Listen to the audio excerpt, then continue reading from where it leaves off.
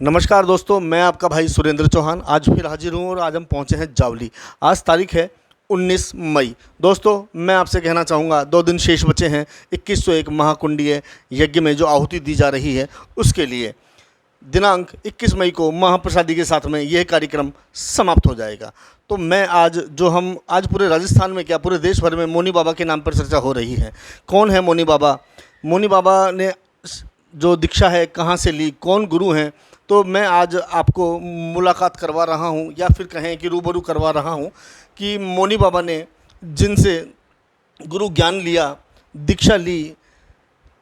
हमारे साथ में जो महाराज हैं इस समय आपको दिखाई दे रहे हैं, ये हैं मौनी बाबा के जो गुरु हैं राजा भारती जी परमहंस महाराज जी। तो हम आज इनसे बात करेंगे और ये हमें मौनी बाबा के बारे में जितना विस्तार से बता सकेंगे उतना हम जानने की कोशिश करेंगे। महाराज जी प्रणाम। खुश रहो भाई, आनंद करो। महाराज जी, आपका पूरा नाम बताएं। महंत राजा भारती परमहंस बाबा नाम से प्रसिद्ध हूँ। महंत जी, आपका आश्रम कहाँ पे है, थोड़ा सा बताएं। फरे के पास परखम। हाँ, बेरी परखम बोली जाती है। 2 परखम है, एक तो गुजर परखम, एक बेरी परखम। तो गुजर परखम जो है छट्टीकरा के पास है, और ये बेरी परखम ये फरे के पास में, जुड़ावई और फरे के बीच में। महाराज जी, मैं और हमारे जो दर्शक हैं ये जानना चाहते हैं कि मौनी बाबा जो आज शोभानंद भारती जी के नाम से विश्वविख्यात हो चुके हैं, मौनी बाबा जी पहली बार आपके पास कैसे पहुँचे और क्या समय, किस अवस्था में पहुँचे? जब सबसे पहले करीबन 6 साल पहले आया था मेरे पास, तो सामान्य कपड़े थे, गृहस्थियों के से पैंट शर्ट पहन रखे। हाँ, पैंट शर्ट पहन रखे थे। और उसके बाद में फिर वह मेरी सेवा करता रहा कुछ दिन, फिर मंगोली चला गया। और मंगोली जाने के बाद में फिर वहाँ पर 21 कुंडी यज्ञ कराई। हाँ, फिर उसके बाद में वह मेरे पास फिर आ गया, तो इसको मैंने सहज योग से हठ योग तक पहुँचाया। कहा कि मैंने कि इस कार्य को करेगा तो देश का भला कर सकेगा, क्योंकि इसकी विचारधाराएं बहुत उत्तम थी कि मैं देश के लिए कुछ करूं। तो मैंने कहा निश्चित हो जाएगा। तो उसने इतनी मेहनत की, दिन और रात एक कर दिया योग करने में। तो मैं इससे बड़ा खुश हुआ। रात में दिन में मेरी सेवा करना, इसने देखा नहीं कि कौन है क्या नहीं है, लेकिन मेरी तरफ इसका ध्यान ज़्यादा रहा।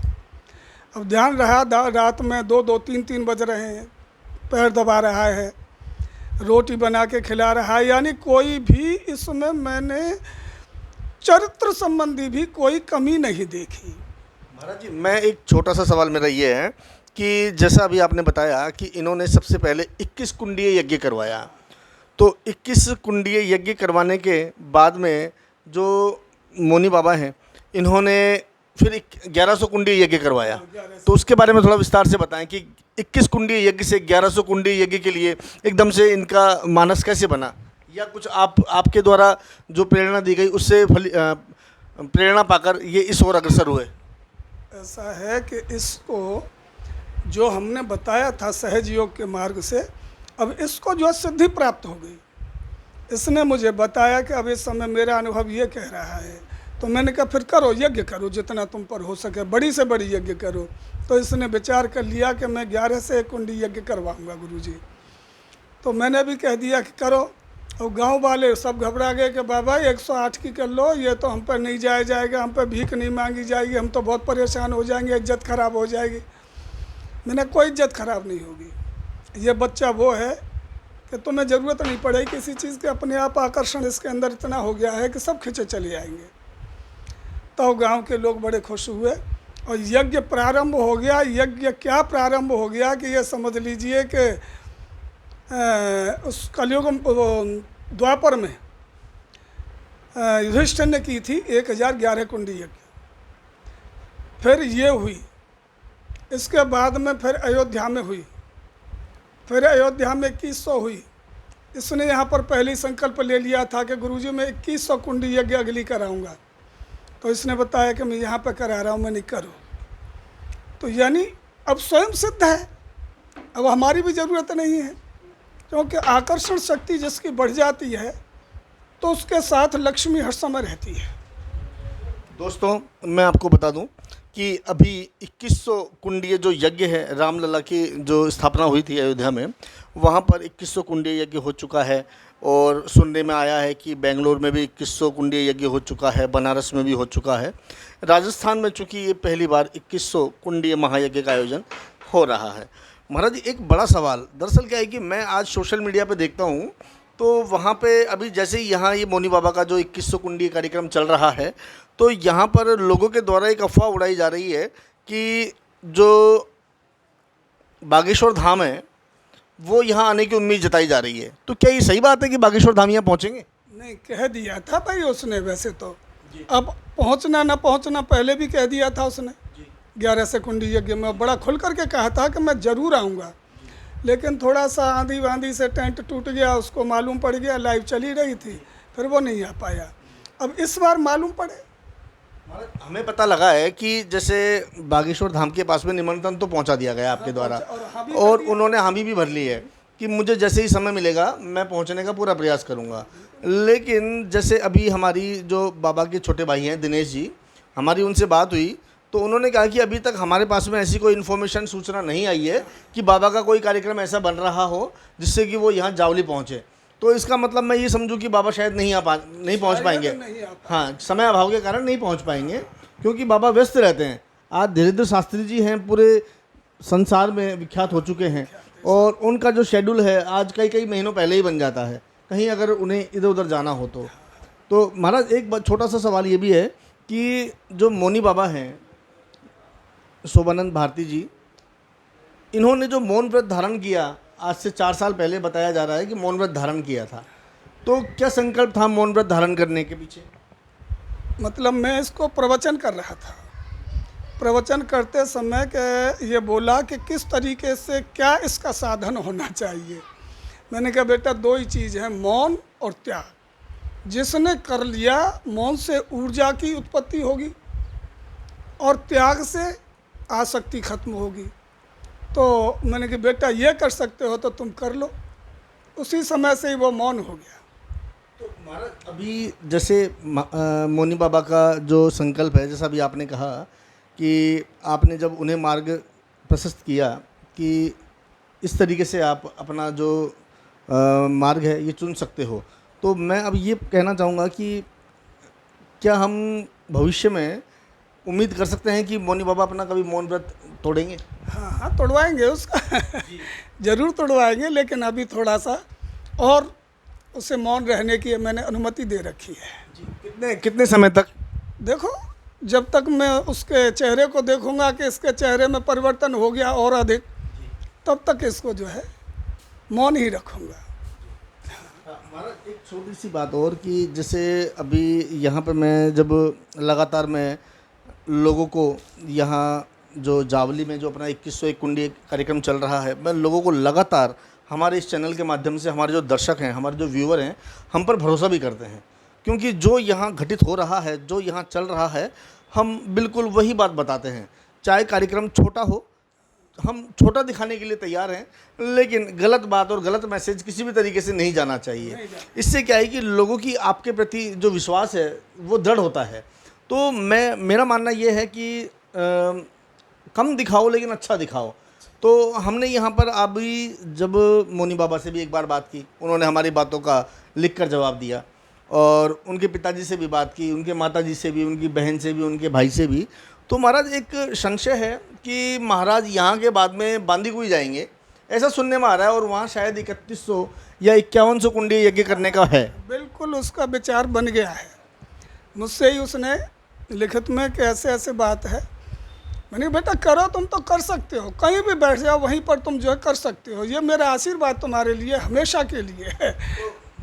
अभी जो 2101 कुंडी यज्ञ के बाद में जो मौनी बाबा हैं, कितने यज्ञ कुंड करने का उनका संकल्प चल रहा है? मन 3100 का है, 3100 का है, लेकिन जनता वहाँ की कुछ और बढ़ा करके कह रही है कि साहब हम सहयोग देंगे, तो अब ये आगे मालूम पड़ेगा कि अब कितने का कर सकता है। ठीक है, आपने बताई कि जनता वहाँ चाहती है कि भाई 3100 का तो बाबा का संकल्प है, 3100 कुंडी यज्ञ करना है।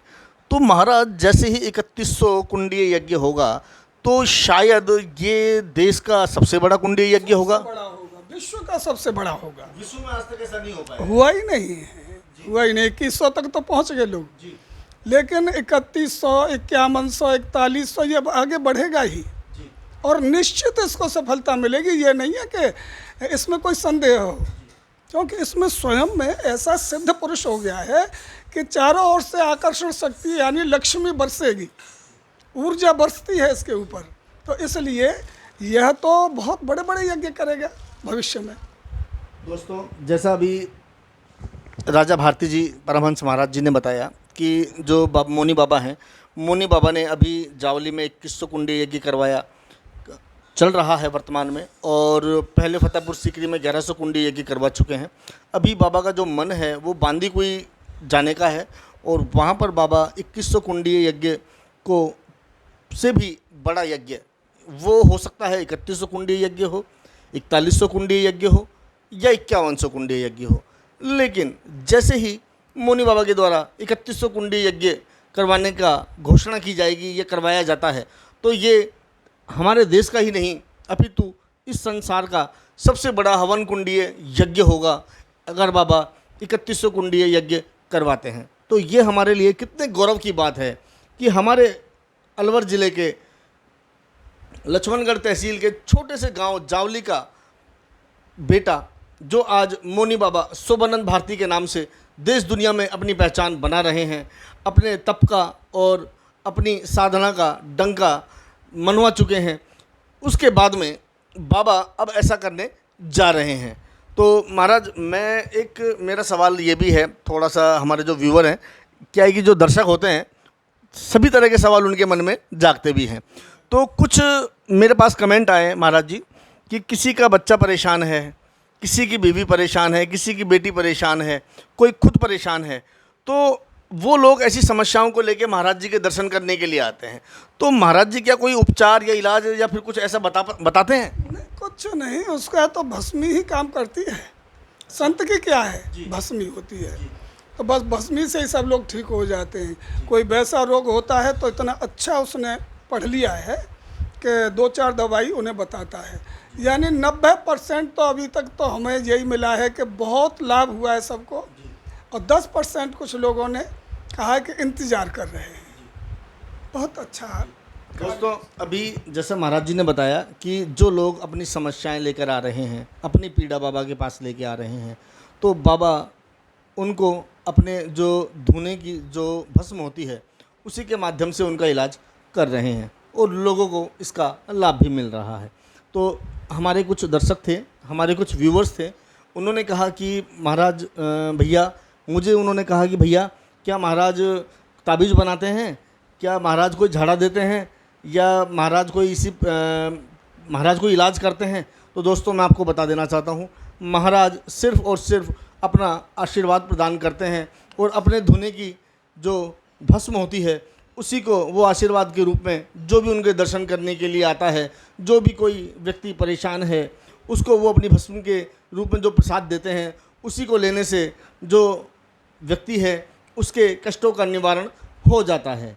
तो अभी हम जो बाबा के मोनी बाबा शोभानंद भारती जी हैं, इनके जो गुरु हैं राजा भारती जी, और इन्होंने आज हमें मोनी बाबा के बारे में बहुत सारी बातें बताई। तो मैं कोशिश करूंगा कि आगे भी आपको मोनी बाबा से जुड़ी हुई जो बातें हैं वो बताने का प्रयास करूं। अच्छा, मैं एक छोटा सा और एक सवाल करना चाहूँगा महाराज, मुझे एक चीज़ और बताइए कि बाबा का नाम शोभाराम मीणा था, और आपको ये शुरुआत में पता नहीं चला कि बाबा कितने पढ़े लिखे हैं और कितने पढ़े लिखे नहीं हैं। तो आप इनको जैसे और जो लोग हैं, आप उन्हीं की तरह इनको एक साधारण युवक के रूप में ही इनको समझ रहे थे, लेकिन ये आपको कब पता लगा कि बाबा बीटेक होल्डर हैं, इतने पढ़े लिखे हैं? जब मेरे पास रहने लगा तो बातचीत तो होती ही है जी। तब बड़ा मुश्किल से बताया, वो बोला कि गुरुजी मैं तो आपके चरणों का दास हूँ, कुछ पढ़ा लिखा नहीं हूँ। मैंने बेटा सच बोलो, बिल्कुल गुरु के सामने कभी झूठ मत बोलो। बोला मैं बीटेक हूँ, मैं शादी वादी के मैंने नहीं की है, बहुत आ रहे जा रहे, लेकिन मैं नहीं चाहता हूँ शादी, बिल्कुल कतई नहीं चाहता इस संसार में पढ़ना। शादी करने का बाबा का शुरुआत में मन था ही नहीं? शुरू से ही नहीं था। फिर मैंने ये देखा कि ये झूठे को बोलता है कि सांचे को बोलता है। तो मेरे पास बेटा रे बहुत बच्चियाँ आती हैं पढ़ने के लिए, भागवत पढ़ाता हूँ मैं भी, और भी आती हैं। तो ये समझ लो इसके पास मैंने वहाँ भेज दिया, घंटे घंटे 2-2 घंटे मैंने कि पूछो, बात करो और मुझे बताओ। जब उन्होंने कहा कि गुरुजी ये तो कोई देवता है तुम्हारे पास में, ये तो कोई सोचता ही नहीं है, हमारी तरफ निगाह भी मिला करके नहीं देखते हैं, बात करो, बस उतनी बात करते हैं सीमित। मैंने कि तो फिर ये इस लायक है कि ये दुनिया में अपना यश भी बढ़ाए और दुनिया को लाभ दे। तब जा कर के ये इसको मैंने चरित्रवान देख करके ये आगे बढ़ाया है। दोस्तों ये थे राजा भारती जी, जो कि बाबा मौनी बाबा शोभानंद भारती जी के गुरु हैं। इन्हीं से महाराज जी से ही मौनी बाबा ने दीक्षा ली, और जो इस सनातन संस्कृति को श्रेष्ठ और मजबूत बनाने के लिए जिस पथ पर चल पड़े हैं, उस पथ का जो ज्ञान है, जो महाराज जी हैं राजा भारती जी परमहंस, इन्हीं के द्वारा दिया गया। महाराज जी, मैं भी ये कहना चाहूँगा कि हमारे जो दर्शक हैं, आप इनके लिए भी कुछ ऐसी बात कहें जिससे कि उनका भी मार्ग प्रशस्त हो, और साथ ही मैं अबोध बालक हूँ, मुझे भी आशीर्वाद प्रदान करें ताकि मैं भी जीवन में कुछ आगे बढ़कर कुछ कर सकूँ। सबके लिए मेरा एक ही कहना है कि चरित्र इतना मजबूत कर लो, अगर तुम्हें कुछ प्राप्ति करनी है इस संसार से तो चरित्र मजबूत होना चाहिए। जैसे शोभानंद भारती को मैंने हर तरह से परख करके देखा, तो बदकाम मत करो, बदनाम कितने भी हो जाओ। ये मेरा सिद्धांत है कि बदकाम हो गया तो समझो तुम अपनी नज़रों में गिर जाओगे, और बदनाम हो जाओगे भले ही और तुम गलत नहीं हो तो, और तुम्हें फ़ायदा मिलेगा। तुम्हारे पापों को वो ले जा रहे हैं, करने दो उन्हें बदनामी, लेकिन तुम अपने में सही रहिए, क्योंकि बदकाम हो गया तो वो हमें ही मालूम है, हमें ये चुभेगा वो हर बार में। तो मेरा एक ही सूत्र था, सबसे ही है कि बेटा बदकाम मत करो, बदनामी की चिंता मत करो, और ऐसे कार्य चरित्र के साथ करो कि जो करने लायक हैं और निश्चित सफलता मिलती है। चरित्रवान को तो निश्चित सफलता मिलती है, कोई भी कार्य कर ले चरित्रवान, उसे सफलता ही मिलती है। तो इसलिए मेरा ये भी कहना है कि बेटा अगर तेरे जैसे बच्चे रहेंगे तो ऐसे महान पुरुषों का दूर दूर तक नाम भी फैलाएंगे। महाराज साहब, आपकी ही कृपा है, आपका ही आशीर्वाद है। दोस्तों देखिए, महाराज जी ने आज हमें भी आशीर्वाद दिया है, और मैं अपने आप को धन्य महसूस कर रहा हूँ, क्योंकि मौनी बाबा ने भी मुझे आशीर्वाद प्रदान किया। और जो मौनी बाबा के जो गुरु हैं राजा भारती जी परमहंस महाराज, इन्होंने भी आज मुझे अपना आशीर्वाद प्रदान किया है। साथ ही हमारे जो दर्शक हैं, हमारे जो व्यूवर्स हैं, आपके लिए भी इन्होंने आशीर्वाद स्वरूप जो सद्वचन कहे हैं, आप इनको अपने जीवन में उतारें। और एक अंतिम बात, मैंने आज तक, मैं बहुत ही कम कहता हूँ कि मेरा चैनल आप अधिक से अधिक शेयर करें, सब्सक्राइब करें, लाइक करें, कमेंट्स करें, लेकिन मेरा मोटिव यही होता है, जैसा भी महाराज जी ने कहा कि आप अपना चरित्र अच्छा रखिए। जब हम अच्छी चीज़ें दिखाते हैं, अच्छी बातें हम लोगों को तक पहुंचाते हैं, तो लोग अपने आप ही हमें अपने दिल में जगह देते हैं और अपने आप ही हमें अपना बना लेते हैं। तो दोस्तों, इसी बात के साथ में मैं आपका भाई सुरेंद्र चौहान इजाज़त चाहता हूँ। मिलता हूँ फिर आपसे अपनी अगली वीडियो में। और जो कल समापन है 2101 कुंडीय महायज्ञ का, मैं उसको भी कवर करके आप तक पहुँचाऊँगा, और महाप्रसादी का जो कार्यक्रम है उसको भी मैं आप तक पहुँचाने का प्रयास करूँगा। तो दोस्तों मुझे इजाज़त दीजिए। मैं आपका भाई सुरेंद्र चौहान। जय हिंद, जय भारत।